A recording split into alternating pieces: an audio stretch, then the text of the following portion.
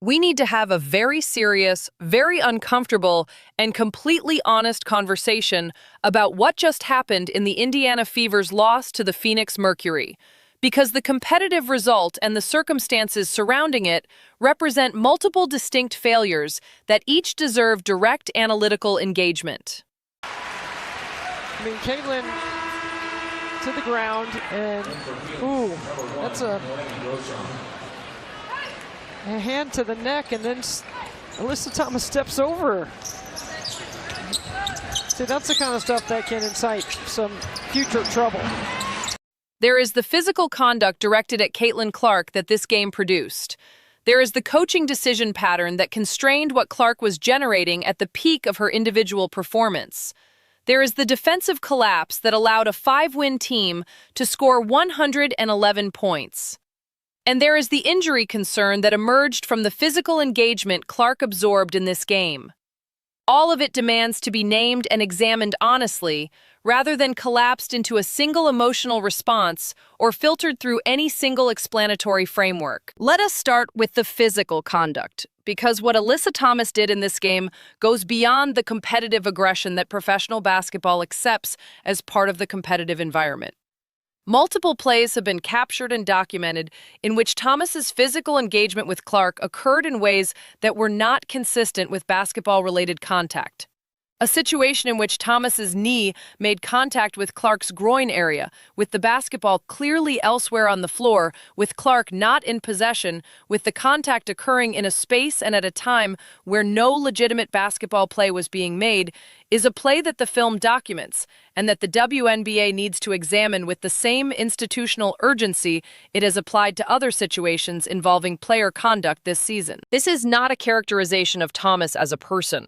This is an analytical description of documented physical plays that occurred in this game and that represent a pattern of targeting that the league's player safety obligations require it to address. When physical contact is made on a player who is not near the basketball in ways that could cause injury to specific parts of the body, in a game context where the physical environment has already been elevated to the confrontational level the second Phoenix-Indiana meeting produced, that is not competitive basketball. It is a conduct violation that deserves institutional response. The back injury that Clark appears to have sustained in this game, connected by observers to a specific physical play involving Thomas, is the most serious potential consequence of what occurred. If Clark is dealing with a back situation connected to what happened in this game, the WNBA cannot treat that as an acceptable competitive outcome.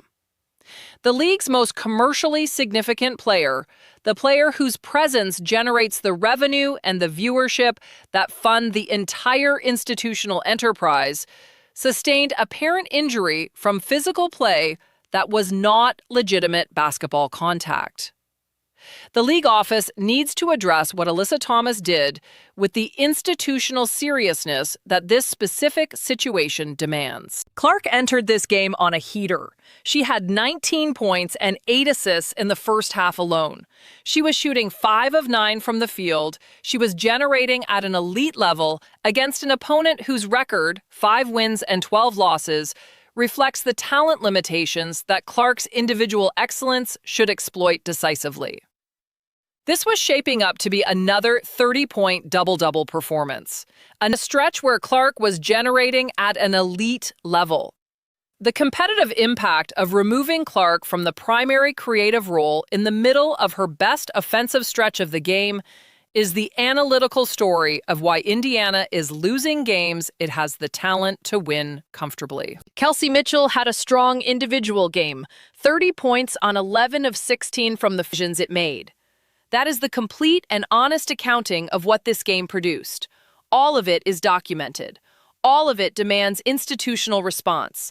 And all of it will be part of the permanent analytical record of what this Indiana Fever season has been.